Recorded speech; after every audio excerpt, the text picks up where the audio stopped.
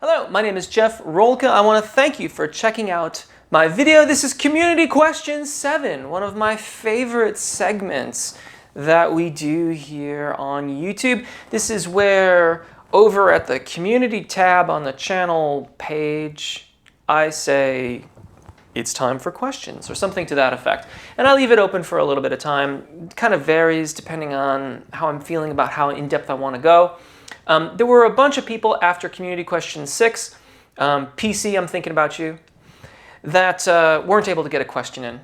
So I left it open for quite a bit longer than I would normally, and as such I have 25 questions of varying complexity, and I'm going to tackle them all. So I'm really not going to dilly-dally here. One little bit of housekeeping. Thank you if you've chosen to subscribe. I really appreciate it, but that's really important. But if you are a member of my newsletter, I do a monthly newsletter. You can sign up for it over at jeffrolka.com. There's a link on screen. Signing up for the newsletter also gets you instant access to the AAA method, my free online method, which is a delineated system. I accidentally deleted that entire email group. Gone. Poof. And I didn't bother to back that up. So let that be your first lesson for today. Always back up. Don't be like me in that regard. In any case, now would be a good time to sign up. If you haven't yet chosen to do so, you could sign up there and get my monthly newsletter, which includes usually more kind of elaborations on some of the videos that I release throughout the month or other vocal things that I've come across. Additionally, I do the occasional newsletter exclusive mini course, and I also make you aware of other offerings and things like that I'm doing, like my guidebook or the high note boot camp, that kind of stuff. That's all done through the newsletter. I don't really talk about it much here on YouTube. I probably ought to, but whatever. In any case, yeah, don't delete your newsletter grouping things on MailChimp. Here's public service announcement on MailChimp. When it says type permanently delete to delete these things, they really mean it. They really do. All right. I was wondering about expanding range and or reducing strain because it happens to me a lot and I want to be able to sing high. I'm a baritone, if it helps. Okay, so registration event technique does vary somewhat from FOC to FOC, though typically speaking for baritones and tenors it's quite similar. We think about expanding range. Too frequently, it's thought of in terms of stretching one aspect of our voice versus smoothing out the transition space. So for example, for me, right about there, give or take, is where my voice wants to go through this transition. And if I try to force it, it very quickly starts to get shouty. And that's what belting is. Now granted, if you really wanted to belt, then you would try to be a bit more subtle about it. I wasn't being subtle at all. But if you really want to expand your range and open up the upper end of it, you have to make minor accommodations throughout the zona de passaggio, which is where I'm starting, that facilitate a smooth transition over the secondo passaggio.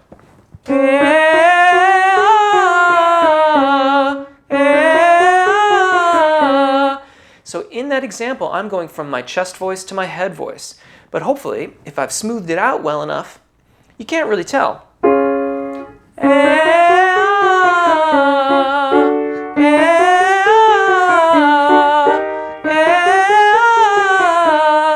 And what that does is that paves the way for more accommodations as we continue to ascend.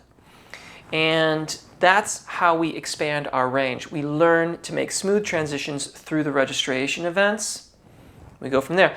And furthermore, there's a lot of this stuff on my channel. The full range warm-ups are practicing that, but they assume that you can do, at least in part, what I've done here.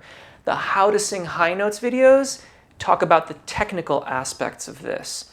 The high note boot camp that I mentioned a few minutes ago when I was talking about the news group that I destroyed, High Note Bootcamp is my delineated system for learning to do what I just demonstrated.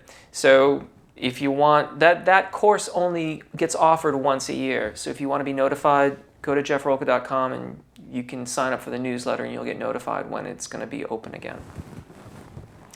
Thank you for the great exercises. You're welcome. Thank you. I was wondering if you know good tricks to lifting the soft palate. Also, some easy reminders when it comes to mouth shapes for different vowel sounds. Okay, so this is a two-part question. I'm going to stop there and then continue. My favorite one for the soft palate is the if you can make that noise like a snorting pig, you can really, I can really feel that lift there in the back. It's also really fun to think about anyone who's watching this video at that time doing that noise. I feel like I can almost hear it. But I digress. I don't really do the mouth shape thing. Mostly for neutral phonation. In other words, for the vocalization practice, in terms of getting your voice to work as best as it possibly can and to work on, discover, uncover, reveal, however you want to look at it, your quote-unquote natural singing voice, a more or less neutral shape to the face is appropriate. The reason being is because typically if you work towards doing that, you will notice how things are changing in the rear of the oral cavity, which is really where these vowels are shaped. And by learning to recognize those shifts, those minor shifts, in vocal fold adduction or closure and rear shape in the oral cavity, you will more effectively and consistently produce your vowel sounds. Outer muscle control ultimately in your practice needs to be removed because the shape that you might be using for a particular vowel in your practice may or may not be the shape that is going to be required in the song that you're singing. And if there's a discrepancy between those shapes, then you have a problem in terms of how your vowel alignment is going to work out. Because if you're tied to this shape in your vowel alignment and it only aligns when you make that facial shape, and you come here, it's not going to really be reliable. And for professional singing, we need to have those vowels align. So, yeah. Now, carrying on, would you be interested in making exercise videos for strengthening, gaining control over mixed voice? I'm trying to learn some of Ariana Grande's music, and her B4 B flat 5 range is primarily mixed. So, yeah, when I sing them, I either sound like a cat in pain or sound way too light in head voice. Help. Okay. So first of all, basically what you've touched on there, like the notion, so it depends on how you're using the phrase mixed voice. My channel is almost entirely devoted towards technical practices and vocalizations to help you smooth out the registration event that is typically called the break. The break is also, I talk about it in terms of the secondo passaggio. So like when I did that exercise earlier on in this video, that's where my break is, but that's really, the way to refer to that is the secondo passaggio. And some people refer to the range above that as mixed voice, as if it is a mixture of head and chest voice. And while that's not entirely not true, it's also missing some key components that I think make using that voice more effective. That range is often referred to as head voice. It is referred to in textbooks as the cricothyroid dominant singing voice. And if that is what you're referring to, developing that range, well, that's basically everything on the channel. And specifically to that range, you want some of the extended range warm-ups. They're already there. But the key to making that work is to make sure that the registration event, which for mezzos is going to be around E flat, for sopranos, somewhere in that range of F sharp and G, that's where the secondo passaggio is. So practice the technique of smoothing out that transition and you'll be good to go. By your description, the cat thing sounds like you're trying to belt it out. The airiness thing, this is a very typical response when there isn't parity. when you don't have enough cricothyroid activity to elongate the vocal fold and allow the vocal folds to stay adducted or closed efficiently. So practice your transition technique at the secondo passaggio and then move on to extending the range, as you say, for that repertoire. I notice that some people seem to have a loud booming voice, whether singers or not, while others, like me, have lighter voices. I'd say my voice is like an Irish tenor sound. So first of all, that's pretty good. I don't know that you need to go any further than that, but I understand wanting to go a little further. Are there any exercises to help make my voice louder? Sometimes our band plays unplugged in loud bar settings, and it can be very frustrating. Thank you. You're welcome. So there's two aspects to this. One is actual physical volume, and the other is projection. Volume is the natural consequence of a well-aligned and well-engaged system. So the more that you continue to work on your vocalizations, the more that you learn to cultivate release of the oral cavity and good consistency of expansion and engagement through the torso of your body, then those two things will work together in order to cultivate that release. And as you do so, more of those soft tissues in the oral cavity will resonate. That resonance is a crucial part of our volume, and hence you will get louder. If you just try to push, you might get lucky. Generally, that doesn't work out because reflexively we'll push back with the vocal fold. So these things have to be developed together. Oftentimes, practicing registration event technique can be helpful in this regard because in so doing, you're naturally making a crescendo as you ascend towards cricothyroid dominant singing voice, also called head voice. So as you make that crescendo, you can get accustomed to lifting and engaging a bit more. That can cultivate more airflow, more subglottic air pressure. And since you need that to maintain good phonation and good adduction of the vocal fold, there's not as much. If you've belted in the past, you'll tend to push back on it. But if you're cultivating that release, you'll get there and you'll start to create more volume. Projection is the other aspect of this. And I did a video some time ago, probably could use an update just for fun, on mask resonance. And it figures prominently with this NG sound.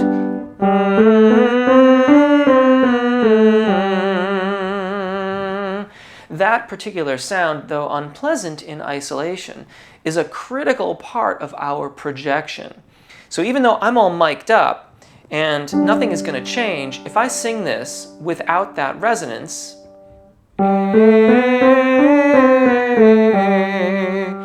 by just allowing that singer's formant, or some called mask resonance, to come through,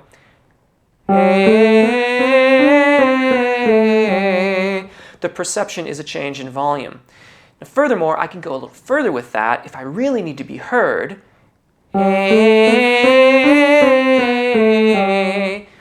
But too much of that can be unpleasant as well. So I would work on both of those things. I would work on the singer's formant to help your overall projection, and I would continue your vocal practice to continue to cultivate that release, which is going to generate more overall resonance in the soft tissues of the oral cavity and create you louder, make your voice a little bit louder. Right.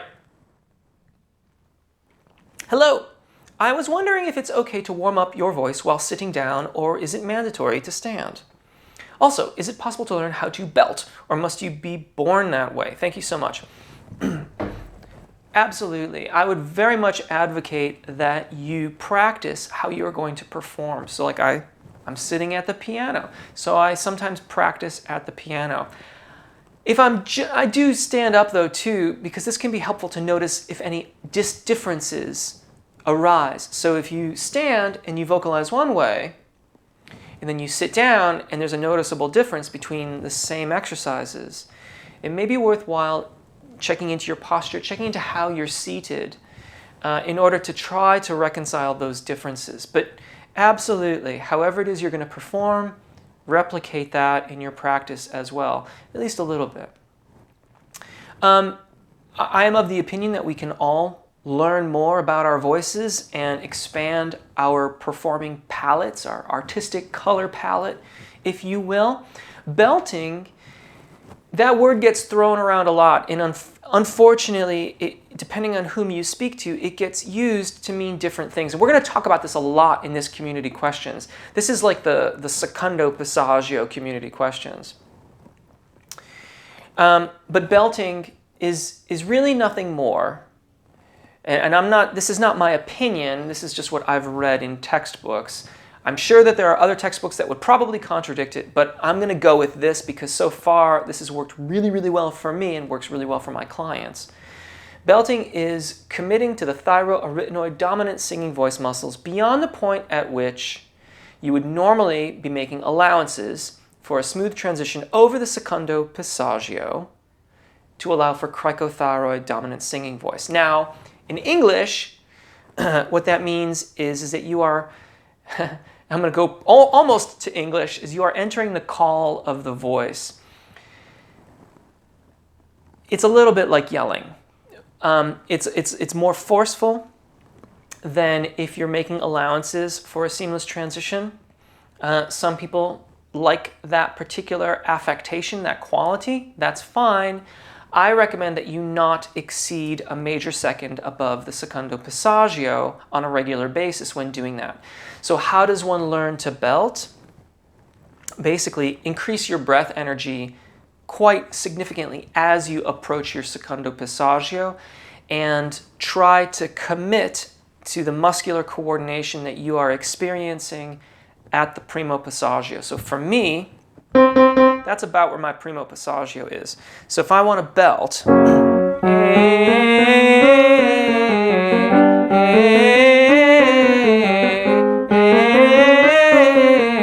going to keep on pressing the breath energy, and I'm not going to allow the cricothyroid muscles to elongate the vocal fold. So it feels a little bit tense. It's a little bit intense.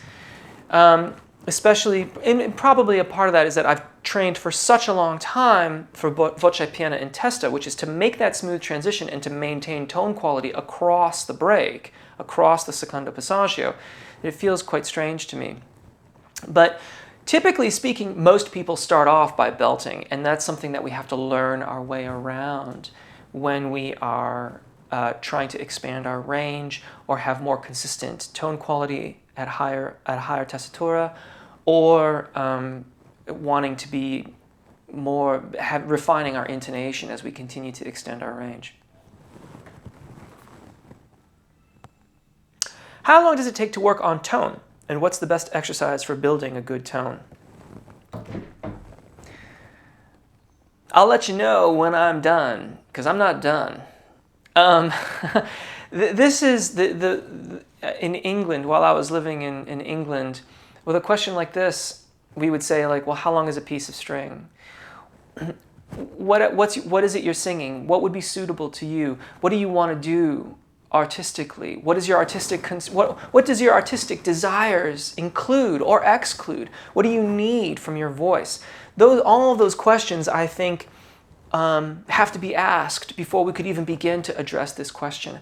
I don't think I will ever finish working on my voice. I don't feel anywhere near it now, and I doubt that, however long I am lucky enough to live for, I doubt I'll be done when I download my consciousness into the computer system and start my next life in the cyber world, because I'm getting downloaded. It's going to happen. Yeah. Sign me up. But I digress. No, but seriously, as a musician, I feel that part of what we are doing is signing up for this extended exploration of what we can learn, what we can express, the music we can make, and how we make that music with ourselves, with other people, with different instruments. I don't know that there's any answer to that question. To wrap it up, there's a quote by Pablo Casals, who's a very famous cellist, whose work I'm very fond of, and I hope he was a good person. But in any case, at the age of 90, he was being interviewed. And the interviewer said, at the age of 90, why are you still practicing your scales? And Pablo Casals said, gosh, and it still gets me. It really does. He said, because I think I'm seeing improvement. Like, that is the spirit of musicianship, in my opinion. That we're going to keep going and keep on looking. That the idea of mastery is that it's just beyond our grasp. We're going to keep on looking and keep on going. Sorry, that's a bit of a non-answer, but I hope that helps. Thanks for the great content, Jeff. You're welcome. I'm a baritone tenor. I'm not sure why, but there are some days where I find my vocals start to distort or have that crumbly, what did it say? Fry effect, even just doing your warm-ups. And not just in the upper range. Whereas other days it's crisp, clean, and feels easy. Are there some common reasons for my symptoms and or remedies? I've had sinus issues in the past, but am generally in good health nowadays. Thanks. That's a very interesting question. There are two potential avenues of exploration that come immediately to mind. I'm going to take them back to front. You mentioned the sinus problems in the past. If there's any kind of drip or stuff like that could be kind of seeping back there, it's going to basically come out of your sinuses and fall right onto the vocal fold. And that could irritate them and make adduction or closure of the vocal fold not as efficient or effective as it could be. But I'm not sure about that, because the way that you've described it, I would expect that to persist for a couple days and then it would go away. But it sounds like it could really be like on a Monday it's crisp and on a Tuesday it's vocal fry. And that leads me to wonder about how you're using, or the consistency of your engagement. Now, because you say vocal fry, if that's the kind of sound that you're getting, well, that's my vocal fold not really meeting all the way. It's a little bit held apart and then the edges are kind of vibrating and you get that creaky door kind of sound. And then if on other days you're getting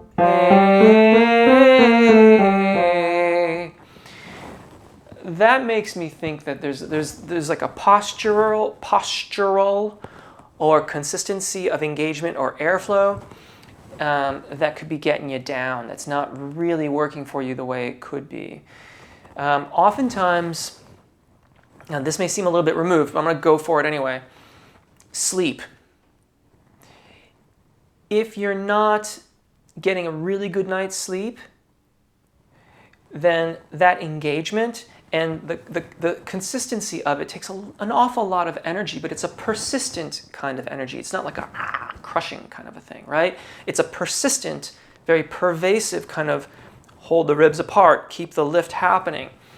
And if I get a bad night's sleep, then my consistency of engagement can be way off and it can really have an effect on my singing.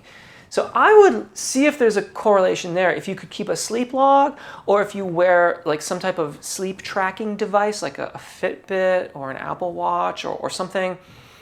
It doesn't have to be high tech. Like you can just make notes like I slept well or I didn't sleep so well.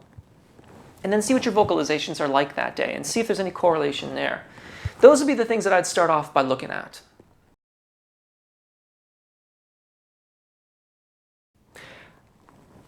I really like this question. How many keys does your big-ass piano have? It looks like a zillion. This is a Yamaha GB1K. It is said to be a studio grand piano, which I suppose is Yamaha's way of no longer saying baby grand. Apparently they didn't want to say, I don't know if they didn't want to say baby grand any longer or not. It has 88 keys. As far as I know, the only piano that has more than 88 keys is Bösendorfer, and they are down at the bottom. They're not meant to be played, though. They're actually only there for resonance. It's Bösendorfer says that they help the overall resonance of the instrument. I took a picture of the harp, so I'll put that on screen here. You can check out the harp that's inside this, or the frame, and you can see all the strings and the way that they overlap. So this piano, it's not the biggest grand piano by any stretch of the imagination. I think it's 4 feet 11 inches from me to the end, and then it's something like 48 inches wide here where the keys are. So it's a very modest sized instrument. Fun story around this piano. I got this piano at a used sale. I was there with my good friend and songwriter, Dave Armo. And it was a used piano sale over at a college here in the Bay Area. And I went looking around and played one piano. I was like, oh, this is nice, way too expensive. Played another piano, don't like that. So on and so forth. And I came over to not this piano, but one exactly like it. And of course, it had a sold sign on it. It was another Yamaha GB1K. I was like, oh, I'll try it anyway. I played it and I was like, of course. Like the one piano that's sold is the one that I can A, afford, and B, can't have. And so I was sitting there playing it, and my friend Dave comes over and he's like, oh, that's really nice. Yeah, I know it's sold, blah, blah, blah, blah. And then a salesperson comes around and says, hey, do you like that? And I was like, yeah, but it's sold. And he's like, well, actually, I have another one of these that's in its crate, unopened and brand new, but I'll give it to you for the used price. And here it is. I shipped this piano to England when I moved to England, and I shipped it back to California when we moved back to California. And I will probably keep on playing this piano for, I don't know, as long as I can. So yeah, 88 keys, modest-sized studio grand piano. Hi, Jeff. I am Salvador, your faithful fan and virtual student. Thank you. I am 40 years old, Hispanic, and majoring in music. Awesome. Congratulations. I've been following you for over a year, and I always recommend your channel to my friends and anyone. Thank you. It really helps. I believe you're the best vocal coach. Cheers. Thank you. I am a tenor. I have a very powerhouse kind of voice. I noticed I get strong pitch and very flexible high range only after doing your warm-ups. Without them, I tend to get shaky high notes and sometimes weaker pitch. Why? If you're getting that without warming up, then whatever it is you're singing is being used as the warm-up. So, I mean, warming up can eventually get really... okay, hold on, let me finish the question. Why? What am I doing wrong? Probably nothing. Why other people looks like they don't need to do warm-ups and sing easily than me? Maybe I'm missing something. I think the key right there is looks like they don't need to warm up. In my opinion, you're kind of answering your own question. Once someone's on stage, we don't know if they've warmed up or not. Even if they tell us they didn't, we still don't know. We weren't backstage. I'm not suggesting that everyone is going to lie to us in that regard, but sometimes the truth gets stretched a little bit for the sake of legend, so that, we can be kind of legendary in our practices. The longer you continue your practice, the shorter your warm-ups are likely to become. However, I don't know that they will ever get reduced to zero. In that situation, then whatever it is you're using, like whatever you're singing first in your set, if you're doing like a half an hour or an hour-long set or something, in that first tune or first 2 or 3 songs, those are your warm-up tunes. And that's a perfectly legitimate thing to do, by the way. Like I used to do that all the time in cover bands. I just knew that the first 3 songs were my warm-up tunes, and my voice was going to be kind of coming online during those songs. So I am making an assumption about your question that when your voice is shaky and your pitch isn't quite right is when you haven't warmed up at all. Continue to do your warm-ups. Warm up your body as well. An interesting experiment might be to, don't warm up, but then like do a bunch of jumping jacks and like run around the block or something like that and get your body going, and then go and sing your songs and see if you get the same results or if it's subtly different. If you've been doing your vocal practice really effectively, that physical warm-up will be almost as good as a vocal warm-up. And like some of the tone quality issues and the pitch issues won't come up when you start singing that song, but you'll hear kind of remnants of them. As for what you might be doing wrong, I'm not getting a doing wrong thing, except if you're just choosing not to warm up, or perhaps thinking that because everyone's voice is subtly different too. I mean, maybe there are some people that just really, really, truly don't need to warm up. I don't know, but most people, the overwhelming majority that I have been exposed to, need to warm up in order to get the absolute most from their voices. And if they're not doing that, then they're using a song or two as a warm-up getting into their more demanding repertoire. I do hope that helps. Finally made it. This was the person that, that couldn't get in on the last couple or something like that. Thank you for your work, Jeff. You're welcome. Your channel was what made me go from singing in the shower to actually practicing. That is truly awesome. I have forced, and I'm really glad for that, by the way. That's fantastic. I couldn't hope for, I think that's wonderful. I have forced myself to sing in front of an audience several times just to see what I do differently than compared to how I sing during practice. What I notice is that I tend to forget the support. Hopefully that will change. Now, with that lost support, I also get much more plosives than with my somewhat correct support. Yes, I record myself a lot during practice so I can hear my mistakes in all their glory. Well done. Well done. I have two questions. Why do I get more plosives with less support? And are singers using software assistants to minimize plosives live? I hear a lot of singers singing 2 to 3 hours with barely any plosives at all. But if I use a Shure 58, it is almost enough for me to think of a P to hear the plosive. Okay, so wonderful stuff in there. By the way that you phrased that, I feel like you kind of answered your own question.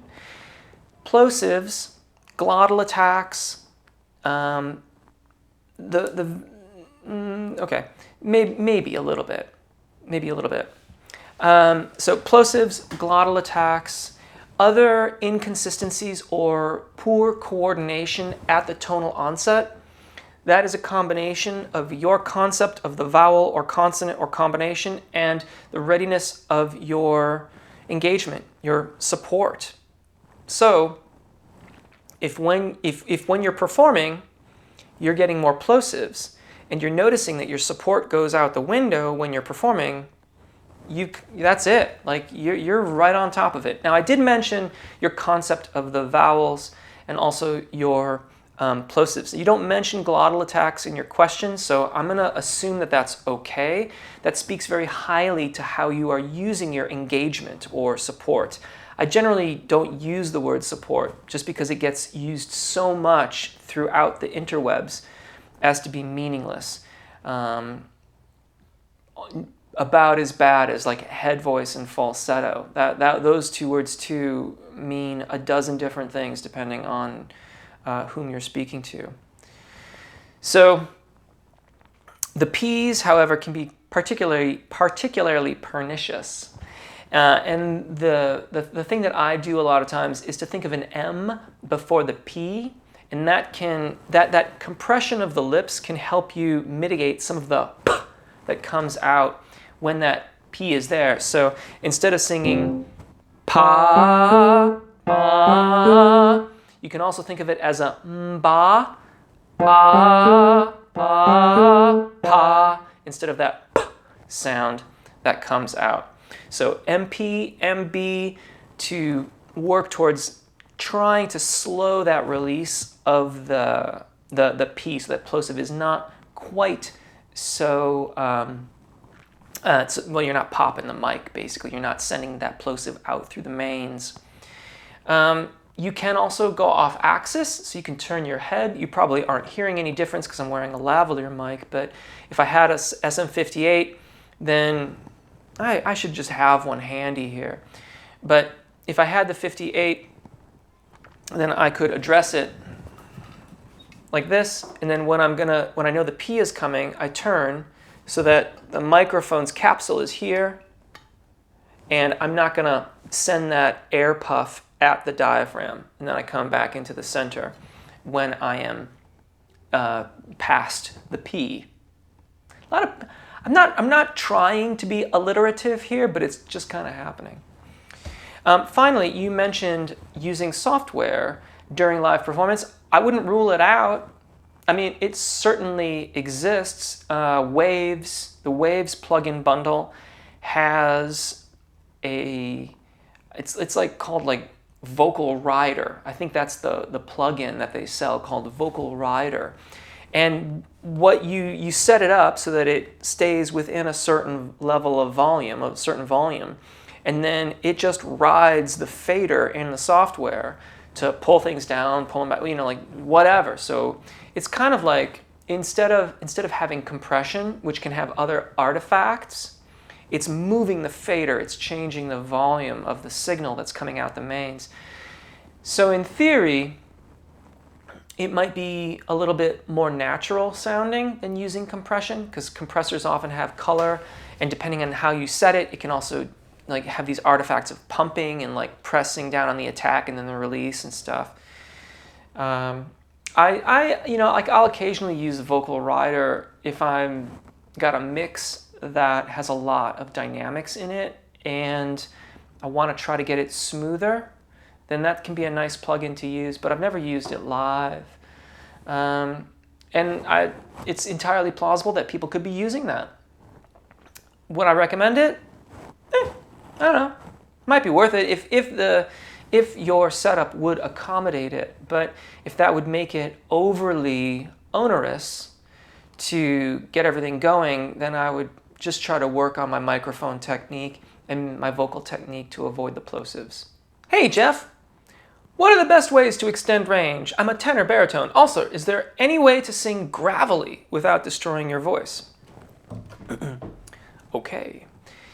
By extending our range, the best way to access the majority of the range that you have available to you is to learn to make smooth registration events. So like the secondo passaggio or the break, those two things are synonymous. Learn to make the accommodations across that transition so that you get good, clean tonal response, both above and below, and that paves the way to continue to expand outwards from there. You can go higher and higher. If you really want to belt, that people will disagree with me on this one, but in my opinion, that is a self-limiting practice. It's cool if you want that particular affectation, or you just want to do that for some reason, that's fine. I would limit myself to a major second above the secondo passaggio, however, lest you start getting undue amounts of vocal fatigue and needing more time off. If you want to open up the vast majority of your range, learning to make smooth transitions over the register demarcations is the way to do that. Singing kind of gravelly, yeah, approach it from a well-balanced, clean tone and then practice abducting or separating the vocal fold in incremental amounts to get the effect that you want without getting too grippy around the vocal fold so that you're inducing fatigue or anything like that. Practices like that, it's really, really best that you start from a natural, well-balanced, clean-sounding tone production and then start to experiment with the changes for it. Just want to thank you for your expertise in vocal craft. You're welcome. Thank you for watching. My voice has grown with consistent practice due to your vocal tenor exercise and head voice warm-up. Fantastic. If any question, do you have any lyric tenor exercises? This is my specific vocal type. Thank you. I mean, nothing in so much as this is a practice for the lyric tenor as opposed to this tenor or that tenor. my suggestion to you would be to use the vocal warm-ups that are appropriate to the range of the repertoire that you are singing. So the tenor warm-ups, the full range tenor warm-ups always exceed G4, which is generally about where the registration event for the lyric tenor is. So they will go to A4. So you are getting that practice. If you want to keep on going beyond that, use the extended range warm-ups. Most of those go to one of those two notes there, and that will cover just about, the vast majority of the repertoire is going to be covered in that overall range that's in those extended range warm-ups. Additionally, I think the most recent extended range warm-up goes not just that high, but also down to typically the lowest points that you would get a tenor range vocalist to sing as well. Yeah, that's what I would suggest. I guess if you really had to, you could always use one of the alto or mezzo range ones as well. They are consistent across the titled videos. So if it's like daily warm-up, August 2017, and you really like that one, but you need more range for it, try the alto or try the mezzo one, because the exercises will be the same. Hi, I can't get my real voice out when my family is around or when I sing in front of people. I start to sing from the throat. Do you have tips? And your channel is great. Your videos are really helpful. Thank you. I appreciate that. Performance anxiety can be tricky. What I would suggest you try to do is, okay, so let's be straight here. In some respects, this is an exercise in futility because you can't control for every aspect. It's never going to occur. You're never going to have every angle covered. But the thing to do is to try to keep track of what you're doing before you go and perform. And I know that, it's not like when you're singing for your family, it's not like you're stepping on stage and it's like a performance like that, but it's still a performance. You're giving a public demonstration of your singing voice, which is a great practice. I think that's really cool that you're doing this. Try to keep track of what's going on. So if when you're singing for your family, is someone doing the dishes, is the television on, is the radio playing, is there a baby crying, is the dog barking?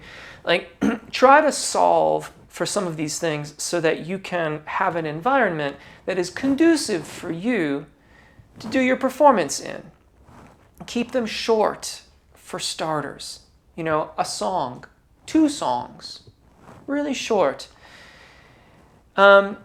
Notice how you feel, notice what happens, and then the next time you try and do it, see if you can answer for whatever it was that you noticed before that was a distraction, that you noticed it. Using myself as an example, I've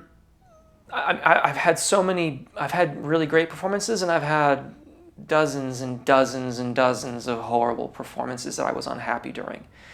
And one of the things that I noticed is that if I've had too much to eat, I get really distracted by it. I get really uncomfortable.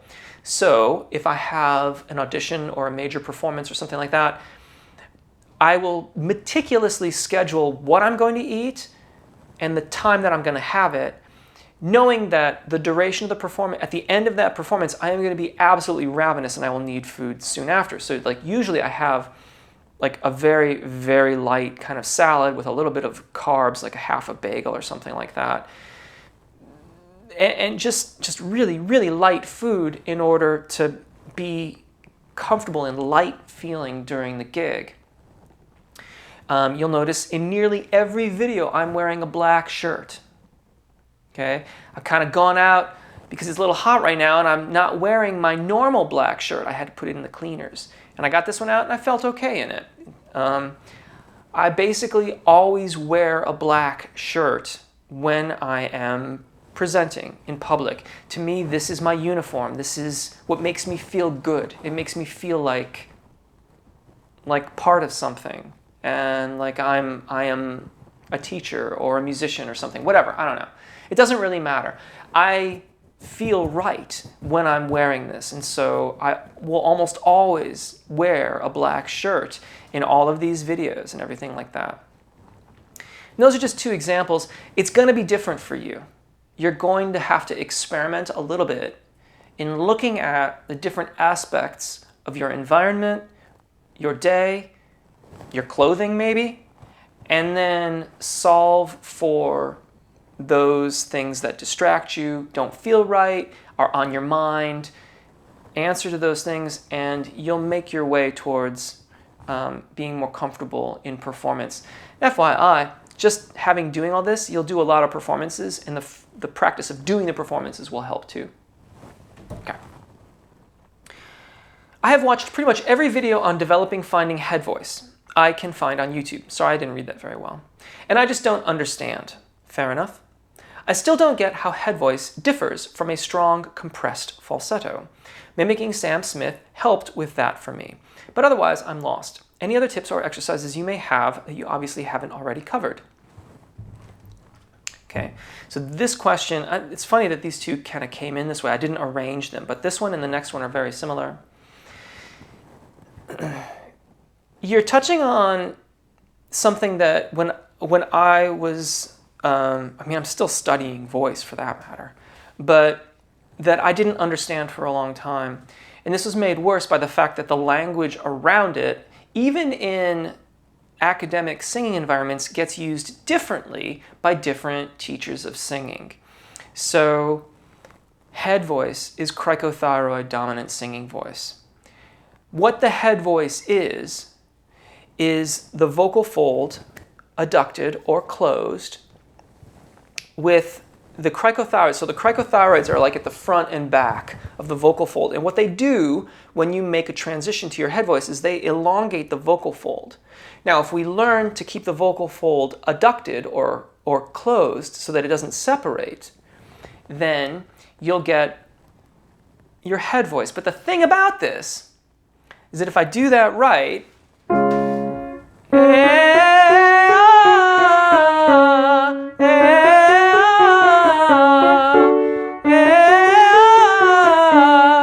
you won't hear the transition and the tone quality will be the same. So in those examples, I'm going from chest voice to head voice and back. Now, like a Sam Smith, he is allowing for a little bit more cricothyroid dominance in the sound.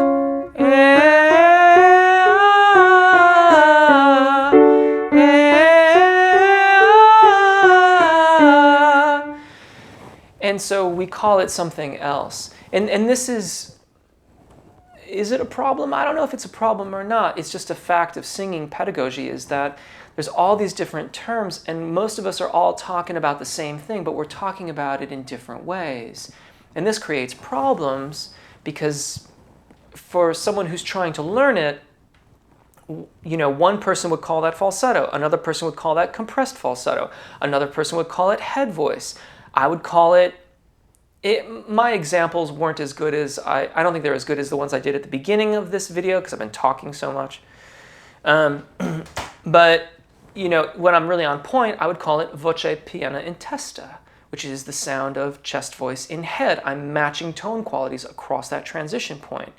And then others still who, because they don't hear a really noticeable changeover point,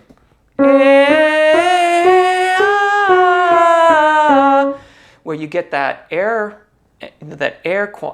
entering into the voice, okay? I would call that falsetto tone production because it's a falsetto configuration of the vocal fold, but it's not in our falsetto range, which is higher up. And falsetto, when it's actually in our range, sounds like voce piena in testa. It sounds consistent. Some people would call that falsetto. That wouldn't exactly be wrong, but it also misses the point that the falsetto range is higher up, and when done with an adducted vocal fold that's been maintained throughout all these registration events, you get a more consistent sound quality. So, head voice is the elongation of the vocal fold as done by the cricothyroid dominant singing voice muscles. Oh, the point I was getting at was that for the person who doesn't hear a dramatic changeover point, they just hear the continuity of tone. Oh, they're like, oh, that person's belting higher and higher and higher. No, that's not what's happening most of the time. But the skilled vocalist will make the adjustments so that the registration event is not perceived by even the critical listener. The critical listener will know it's there, the way that I know there's a transition point in my voice there. But the casual listener won't hear it. And so the erroneous perception is that the chest voice has gone higher and higher and higher. That is almost always not the case. And so we get all these different terms and all these different ways, and it's all very confusing. And this was something that I really wanted to try to address.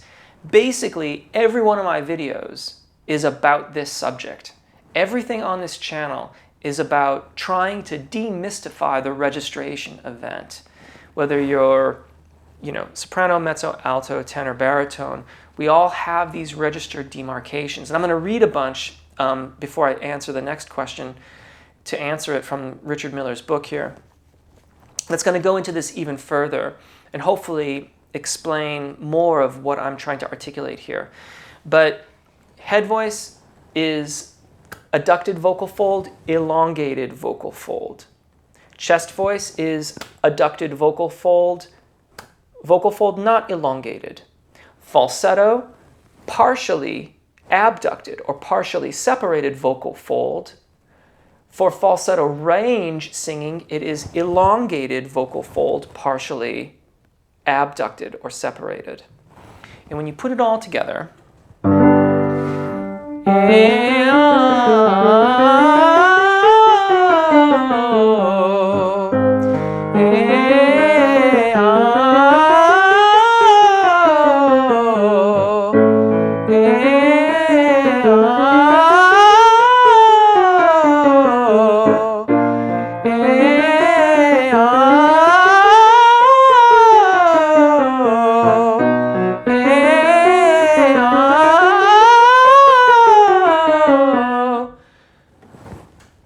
you go through all those registration events, up and down and up and down. And there I'm going from my chest voice to my head voice, and then eventually I was going from my chest voice to my head voice to my falsetto voice, back to my head voice, and back to my chest voice. How do opera singers, or any singers, sing above the secondo passaggio in full voice? Mine is A flat A, and when I sing in A flat, it sounds full, but as soon as I hit A, it has a completely different quality. Not exactly falsetto, because it's not airy, but not full either. What's the secret? Great question.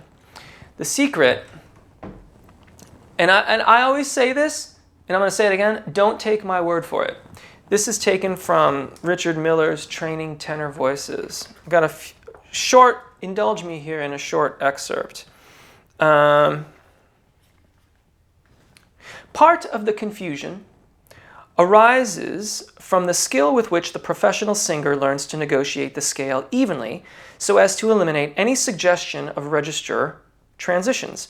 The aim of all good vocal technique is to develop an even scale without register demarcations, unless register contrasts are desired for reasons of style or expression.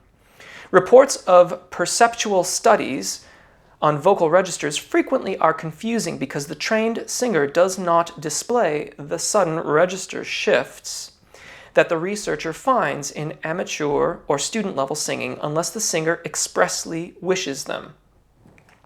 We should be skeptical of scientific studies that purport to use professional opera singers. They often include student-level performers. In other words, the secret is that we're all making these register demarcations, we're just not making it obvious. We are masking them by setting up the registration event, and this is done in the zona di passaggio, and then singing through it, and then back down. Now, I'm going to skip around a little bit here, and here, specifically to your question, the trained singer, however, can produce pitches above the secondo passaggio either by resorting to falsetto, the imitative sound of the female voice by the male, or by learning to sing voce piena in testa. I've thrown that phrase around a little bit today. Full voice in head, the accepted public performance practice of the international school. Again, don't take it from me, take it from Richard Miller. Those opera singers are making the registration events, but they're doing it really, really well. And they're singing voce piena in testa, the sound of chest voice in head.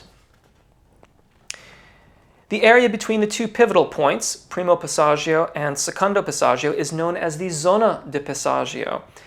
This is one of those areas of confusion too, because the zona di passaggio is often referred to in this kind of teaching, sort of the academia, as the mixed range. But in popular nomenclature, mixed voice refers to head voice. So there can be some confusion there, but the zona di passaggio, that's why I use zona di passaggio in my videos, is to try to avoid that confusion. Whereas in the speaking voice, a male must shout when using this range, the singer learns to avoid the call of the voice through the use of registration principles described later. The zona di passaggio must be skillfully negotiated if there is to be no break when the head register becomes predominant. Head register being cricothyroid, dominant singing voice. Dynamic balance among the laryngeal muscles and the resonator tract enhances desirable gradual resignation equalization. So the more that you balance out your dynamics, your airflow, the consistency of those things, the more consistency your tone quality becomes, the more consistently it will remain as you ascend over the secondo passaggio. So again, don't take my word for it, but that's from Richard Miller's Training Tenor Voices, and that is what this whole thing is about. As I mentioned, answering the other question, that's what I'm after here. I want to demystify this area, this transition point, so that we can all get on to making the most from our voices and getting all of this registration stuff happening and doing the kind of artistic expressiveness that we wish to do. I have a good range, but it seems like I really struggle at hitting the high notes in the lower range. It also feels like my voice is still not in its proper shape. The tone feels somewhat eerie. Any advice? Try being lighter down there. Wee, wee, wee, wee, wee. Wee, wee, wee, wee, wee. It doesn't get talked about that much, but if you're pressing down to sing the low notes, that's just as ineffective as squeezing out the high notes at the top. You're inducing laryngeal tension that's going to rob you of tone quality, of consistency, and ultimately, too, of range. Because if you're depressing the larynx in that way, you won't be able to get the vocal fold to function lightly, and you won't get the additional notes that will ultimately achieve. The height of the larynx is more about airflow than tone. It doesn't really control pitch. It controls airflow over the vocal fold. How to get better at singing besides practicing? Listen. Listen to artists. Listen to artists you like. Notice what you like. Listen to artists you don't like, maybe a little bit. Notice what you don't like. Be critical. Not like, oh, they're terrible, but like the intonation when they sing thirds of the tonic triads is a little bit off. I hear that. Though you probably won't hear that these days because most stuff is auto-tuned, so that will probably get lost. But try to learn about other artists. Learn to read music. Learn about music history. Explore music from decades and decades and decades ago. Listen. Talk to other artists. Have some singing lessons. Have some piano lessons. Have some music theory lessons. Learn about music theory. Learn your scales. The list goes on and on and on. We can keep going and going and going about how we can become better musicians. I guess you said better singers or better at singing. But the fact is that when we become better singers in this way, we become better musicians. And that, in my opinion, is the bigger picture goal. Singing, it's like learning to play an instrument in a way, except you can't change the instrument. It's what you got. You've got it inside of you. So you can't change the strings on your voice like you can on a guitar. But learning to operate that instrument is but one aspect of being a musician. So if you want to be a better singer, be a better musician in general. I'm a coloratura soprano with a good deal of operatic training and have solid skills in both my head voice and whistle tone. I've recently been cast in a more Broadway type of role with a solo in a much lower register than I normally sing. It's technically within my range, but my chest voice is relatively weak. Can you recommend some exercises or techniques for strengthening my lower range? Also, thank you for all the warm-ups you post here. They're excellent, and I use one almost every day. Thank you for watching. I really appreciate it. I think what you could do that might be very helpful is I did a video not terribly long ago which specifically addressed the primo passaggio for the soprano vocalist. I would check into that because that will likely, if there's going to be challenges in that range, I would suspect that they revolve around that transition point. So I would work through the practice in that video on the primo passaggio for sopranos. And then what I would take a look at the range that is covered in the role that you have, assess the overall range that you have to cover, and then practice that range. Assuming that it's a soprano role, or maybe not. Maybe it's more for a mezzo. It really shouldn't go lower than a G here. And nearly all the mezzo range warm-ups on my channel for the mezzos will go to that range. So use the primo passaggio video. See if that helps in getting you through the primo passaggio, that registration event. That alone may solve the issue for you. You may find, it sounds like you've had quite a bit of training. That may fix it, and so that you start to get more continuity of tone quality down to the thyroarytenoid dominant singing voice. If not, you could certainly do like the mezzo more relaxed, like the gentle warm-ups to start off with there, and then maybe just any warm-up for mezzos that doesn't say full range. That will focus you specifically on the area of your voice that I feel like we're probably dealing with here. Further to your video regarding what key to sing in, for a power ballad, which seems to be what they ask me to sing a lot, do we want the top note below the secondo passaggio, or does it still work to go into mixed voice for those top notes? Great question. Depends entirely. I mean, the power ballad, even within the realm of power ballads, there could be so many differences to what you want. You're just going to have to assess it on a song-by-song basis. I don't think that there is a carte blanche kind of answer that I feel comfortable giving there. And it also depends on your technical prowess above the secondo passaggio.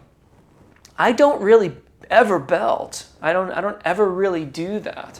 So for me, it doesn't really matter. The tone quality is going to be basically the same. I suppose there's a bit more intensity of things, as there's a bit more airflow, there's a bit more engagement as I ascend a little higher up. But in general, whatever suits the song, whatever is really the best thing for the song, is what I would recommend in conjunction with your ability to produce it technically. I would still, however, ask the question of, is this best for the song, or is this what I have technically? And if the answer is, this is what I've got technically, but really the song would benefit most from this, then the question becomes, can I develop this technique such that I can do that? Specifically, if your verse melody, for example, were getting too low when you're keeping it below the secondo passaggio, and it was just kind of not very exciting, then that would be a time when you really want to develop the technique so that the higher notes are accessible, but you still got the verses in the lower parts of the song in exciting areas, if that's what the song requires. Many thanks for this. You're welcome. Is it right that some say we must only drink decaffeinated tea or coffee before singing? How to control the pitch on high notes whilst shifting onto different high notes?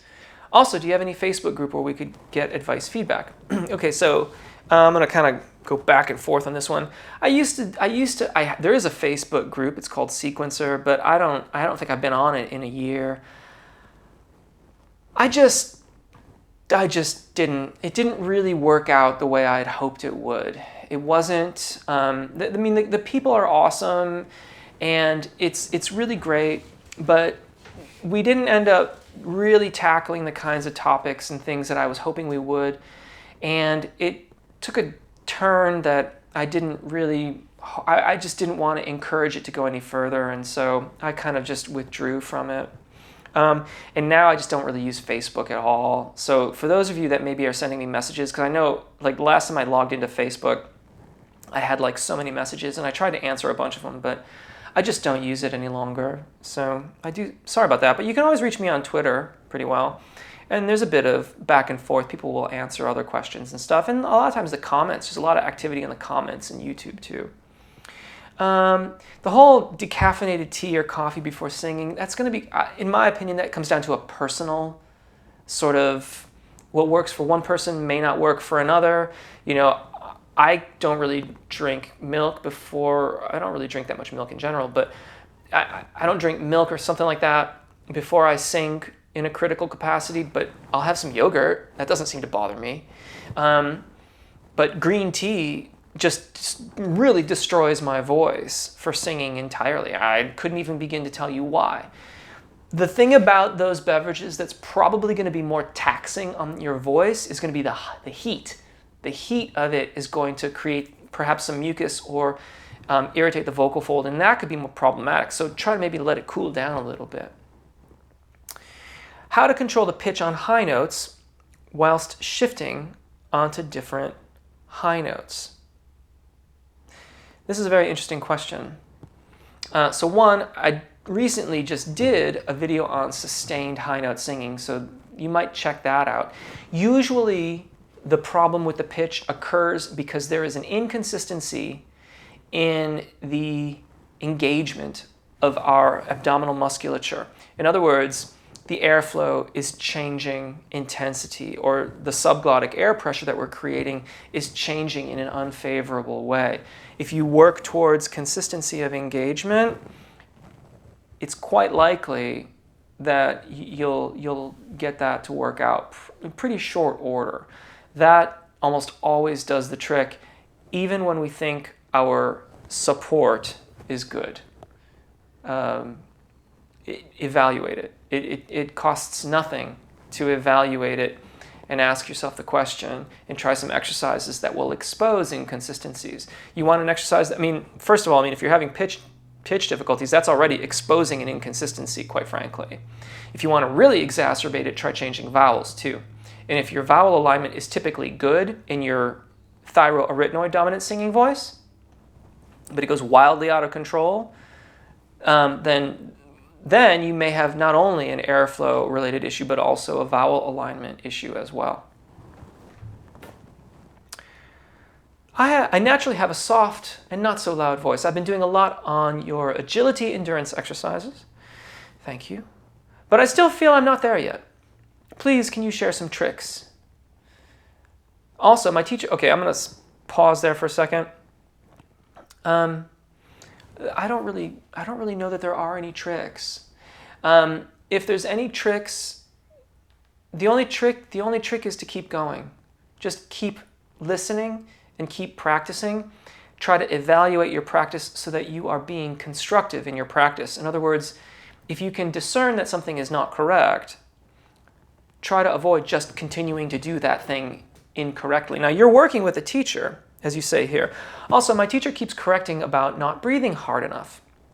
I feel frustrated as I feel I do take a deep breath. When I sing some songs, I sound excellent. When I sing some other challenging songs, I'm running out of breath and fatigued. How can I work on my breathing harder and controlling my diaphragm?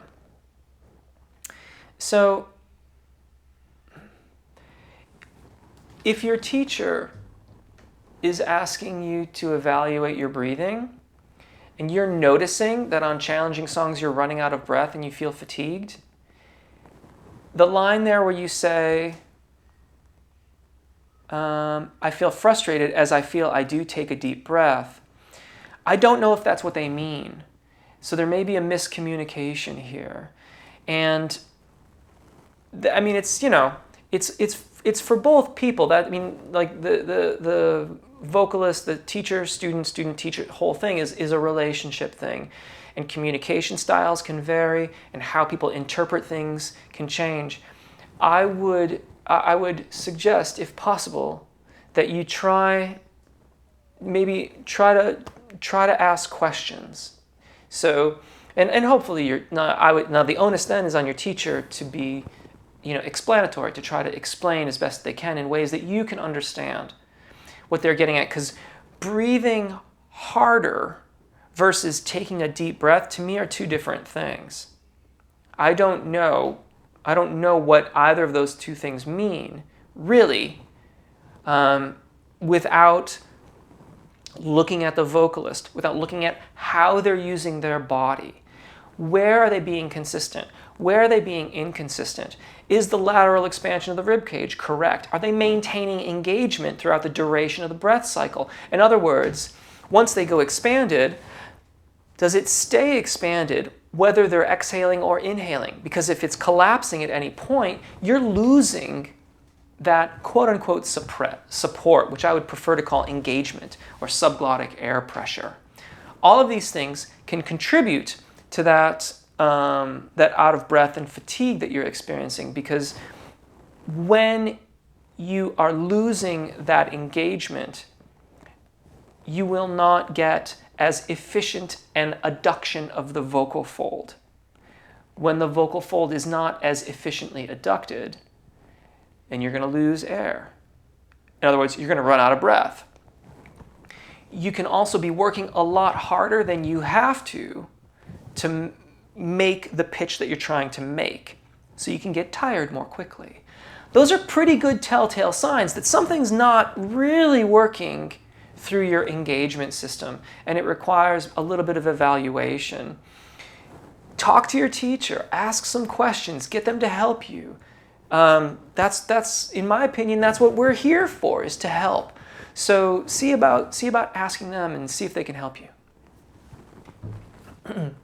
Hi, thank you for this opportunity. You're welcome. If I do gaw sounds and vocalises that lift the soft palate, will my voice sound too dark for pop, please? Possibly. It depends. You know, if you're singing gaw, gaw, gaw, gaw, gaw, gaw, gaw, gaw, gaw, gaw, ga, ga, ga, ga, ga. You know, in one example, I'm going to be too dark. In the other one, it'll probably work out.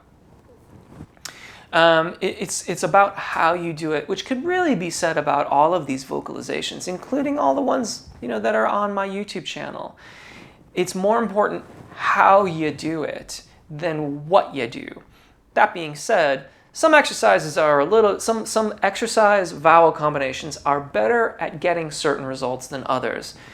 And that's why I make the warm-ups that I do, why I put things together the way that I do, is I'm generally looking for a certain kind of effect or result for the vocalist in question, as best as I can do without having them in the room with me, that is. Hey Jeff, about 4 months ago, my Adam's apple area started to get sharp pains when hitting high notes. I believe I was pushing my middle voice too high to keep power with female singers. I'm a baritone. And I'm not pushing like that anymore. Awesome. I do know how to move between registers. Also awesome. But I still get pains after 15 minutes of doing one of your warm-ups. I'm really sorry to hear that. Even if I lip trill the whole thing. That's interesting. I don't think I have any symptoms of nodes, any ideas of what this is. I don't know, but I have some suspicions. One, if it starts to hurt, stop. That's ultimately not sustainable. My suspicion is that you're exerting too much force at the vocal fold. Whether this is because you are not engaged as effectively as you need to be, or you have a concept of adduction or vocal fold closure, which is too reliant on vocal fold musculature engagement. I'm kind of leaning in that direction because of your description of the lip trill.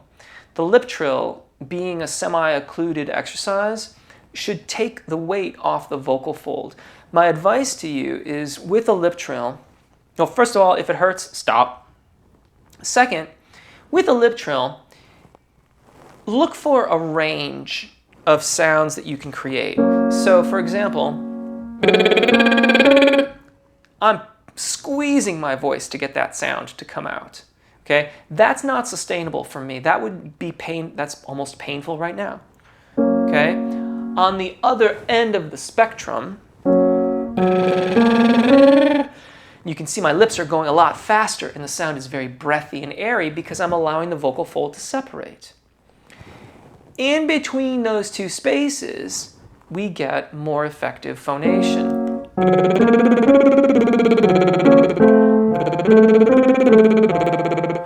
Experiment with finding that space, seeing if it's more sustainable. But again, if it starts to hurt, you got to stop and reevaluate. But I suspect that conceptually, you're putting too much muscle tension into the vocal fold and squeezing it closed a little bit more than ideal.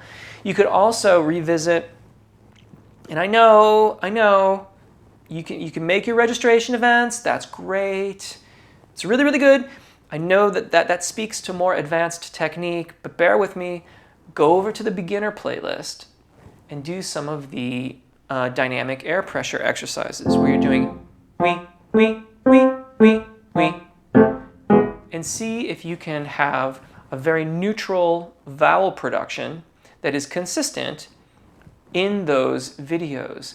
Those videos stick to pretty limited ranges that should be possible. So if you do the lower male voice ones or the baritone ones or just the male voice ones, they're all going to be in pretty comfortable areas of the voice where tone quality can be very consistent. And if you're getting results like wee, wee, wee, wee, wee, where it's breathy and squeezy, then you've got to balance that out. Get the neutral vowels getting produced there, and then you can start to expand and maybe do some more lip trill stuff and figure that out. Hey Jeff, thanks for providing us these free lessons. You're welcome. I have some questions. Can you provide us some lessons to increase vocal range for rock and metal? That's basically everything on the channel, honestly. I mean, it's all geared to that. Is it necessary to take some vocal warm-ups to sing high notes? I would generally say yes. I mean, I would generally recommend warming up just so that you give your absolute best performance. How can we keep our voice healthy? Well, that's a very interesting question. Continue working on your vocalizations, continue exploring your technique. I would recommend understanding how the technique works so that you can understand the operation of your voice. I know that that's not necessarily a very popular topic, but if you really want to stay healthy, I'm of the opinion that the more you understand about the mechanisms and how they function, the more you can make informed choices about your usage of it. And that will help you stay really, really healthy. Going along with that is all of the vowel alignment practice on my channel, all of the registration event practice, which gives you the option between belting and making smooth transitions across the secondo passaggio. All of those things are going to help you be sustainable and be able to use your voice for as long as you wish, ultimately. That would be my hope in any case. How to get crisper, clearer tone. Look to vowel alignment. Vowel alignment and good overall consistency of subglottic air pressure or engagement, which is commonly referred to as support, is going to result in the cleanest, most efficient adduction and consequently tone production of the vocal fold. And that will get you your crisp tone. If it needs to be brighter or crisper still, you might experiment with the NG exercise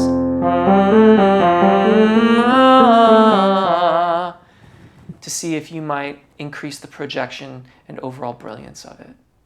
Great questions. I'm sorry this was such a marathon. Thank you for watching. I hope you've enjoyed this. Thank you for the questions. I hope that you'll sign up for my AAA method and get back on my newsletter if I accidentally deleted your email address. Take really good care of your voices, enjoy singing, and hopefully we'll see you again. Bye.